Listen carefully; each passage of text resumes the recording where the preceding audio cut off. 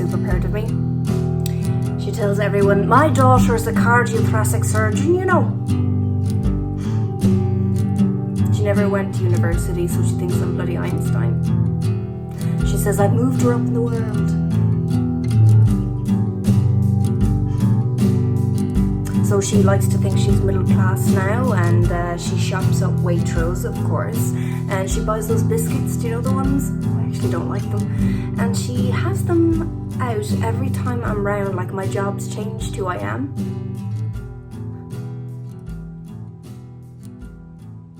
I suppose you do change, don't you? And it's not a bad thing. It's not like you change overnight. It's more like a slow evolution of one's character. You travel, you study, you meet people, you become cultural, you drink coffee in artisan places and moan about how the world's fucked. I mean, we're fucked. And then you go off and you have an existential crisis because that's the luxury that we can afford. You live your life. You get a job. You live your life, and soon you're 34. Oh, fuck.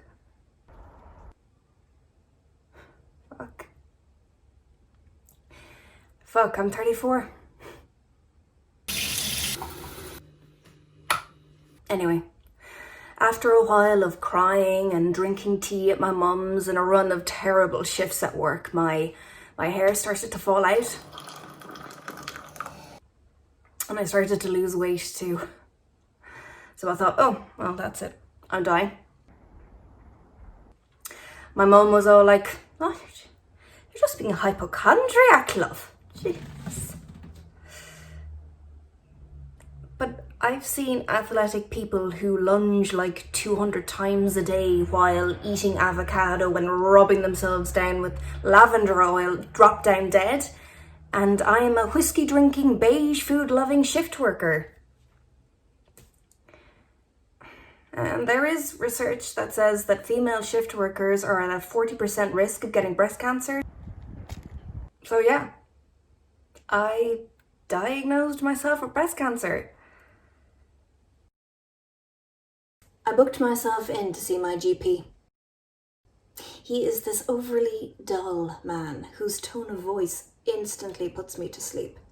He has a slightly odd balding patch that's, well, it's horrifically distracting. And he has this one tooth at the front of his mouth which is prominently more yellow than the rest. He starts talking about hormone levels and stuff, and I'm distracted because my beeper goes off twice in my bag now. Beep, beep! I know I'm being called into hospital, so I nod politely and ask him, so can you just get to the actual point? He stutters. I wonder if that's a nervous tic. I mean, it's not a good thing in a doctor. And then he says, the tests show that your FSH level is above 40 MUL. I look at him politely. And he does this kind of neutral face. Which I'm sure he's practiced. In fact, my roommate at uni, her name is Maria, she used to call it resting bad news face. So, he says, you are in early menopause, and clasps his hands. Okay, right, my beeper goes off. Beep, beep, again in my bag. Fuck. We have options. Stress can play a big factor. Worst case scenario, you might not be able to conceive.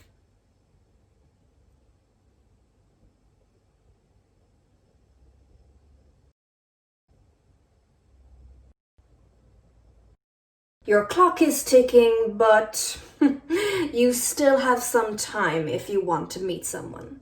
Maybe. Then my fucking beeper goes off again. Beep, beep, beep, beep. That's twice in a row now. I've got to go, doctor. I rushed to the hospital because apparently bloody fucking Nigel is sick again. I find myself smack bang in the middle of the ward. A patient has deteriorated and we need to open the chest. There is bleeding, constant bleeding, and his blood pressure won't hold. The chest drain bottles have filled up and the baby is bleeding everywhere.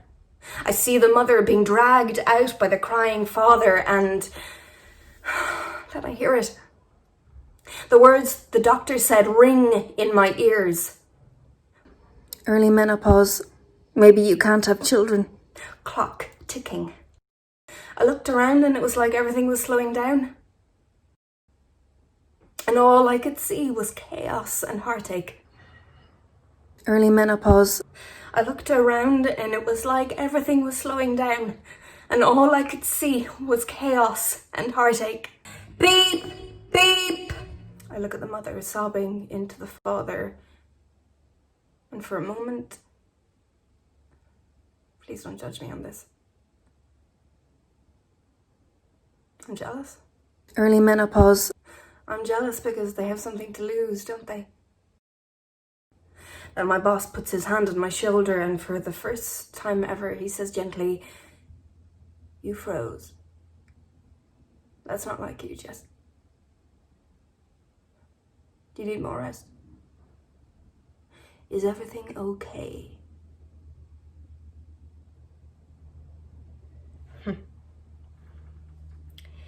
Is everything okay? I shake it off. We stemmed the baby's bleeding and I didn't have to give bad news that night. After the doctor told me I was drying up like a virgin, eggs dropping off quicker than Kate Moss sniffing cocaine in the 90s, I became obsessed with babies. My friend Kira, she got pregnant even though she was on the pill. Accident, she said. Just like that. And I was liked her. And so I said to her, did you know during unprotected sex there is a 30% chance of getting pregnant?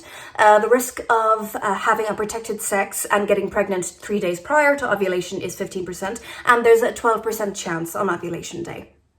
I just know that. And then she admitted to me that they hadn't even been trying. Her husband just said that they couldn't. One day she was just like, oops. I've been thinking I could get pregnant if I time it just right. Yeah. All the percentages and statistics were on my side. Early menopause. You know, maybe just right before my period. Maybe you can't have children. That's good fertilizing ground. I mean, even in early menopause, it's all about the timing. Yeah. And then I can go to antenatal classes with Kira and eat whatever the fuck I want because nobody will be able to tell what's fat and what's the baby, and everyone will be too polite to tell me anyway. Then one day, after a pretty intense trip to Mothercare with Kira, well, she went home to ponder prams and I found myself staring at baby boots for over an hour. Then I ended up in the pub, where I rapidly got pissed all by myself, and then that's fine. I mean, who says drinking should be a shared activity anyway? And I thought, I don't need anyone. I don't need people. I don't need anyone. I don't need people. But if I had a baby, I'd have something, wouldn't I? Something more important than anything.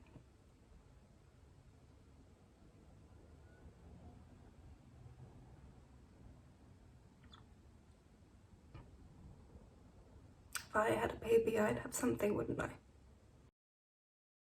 Something more important than anything.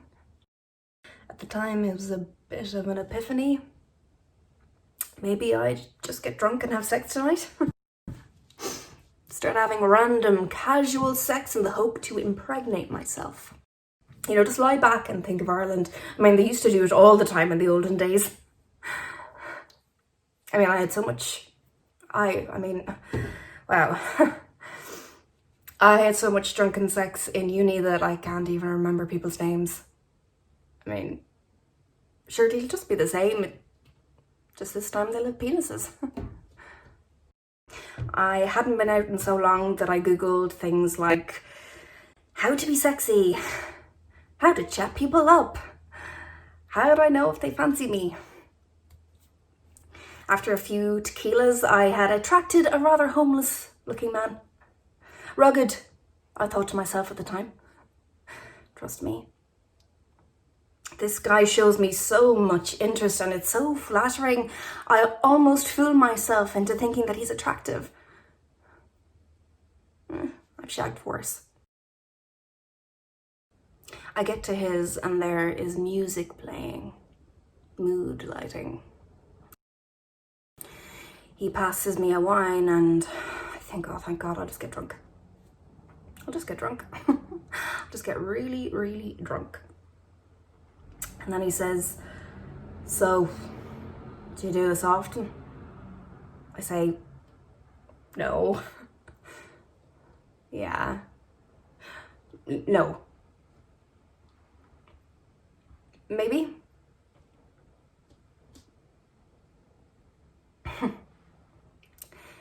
Then he laughs. He guffaws, which is really actually quite annoying. And he says, so, you're a surgeon. I don't want to talk about work, so let's just fuck. And he looks like Christmas has just come early. Yeah, I know. When our doctors have busy schedules and stuff. God, his voice is painful. Yeah, exactly. Exactly, I say. So I do what I think is right. And I pull his pants down. Ended up a bit school marm. I think it was kind of sexy, I don't know. Anyway, I carried on and I just ripped his pants off his body. Oh, fuck me, you're strong. And I'm there facing his tiny cock. It grows and swells and he says, go on, suck it, whore. Wait, what the fuck did you just say?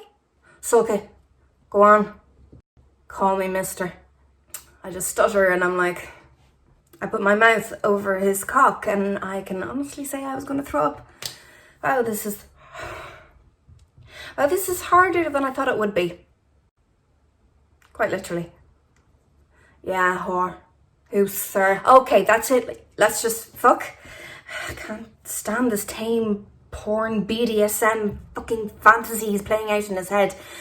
So, okay, let's just fuck. I say, just stick it in me, and I lay flat on the floor like a pencil, and I close my eyes and lie back and think about Ireland.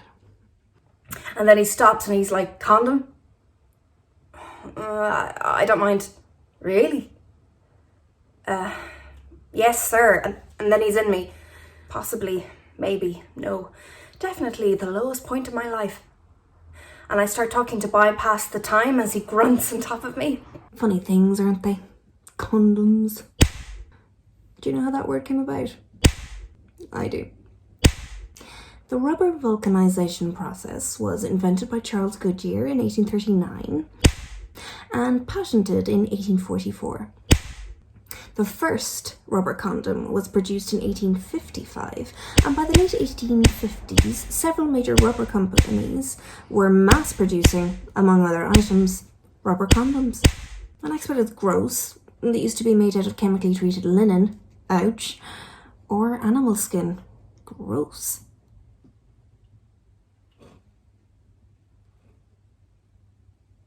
Then he grunts. I think he came. And he rolls off me. I wasn't sure he even came until he rolled off. I made my excuses and I left. I went home. And when I was getting into the shower, I felt his cum roll down my leg. I stood there in the shower until my fingers turned to prunes, and I cried. "What's wrong, love?" she said. I asked her if she ever did things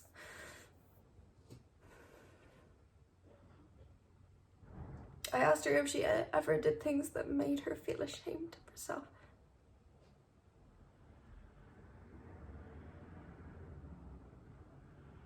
If she ever did things that made her hate herself.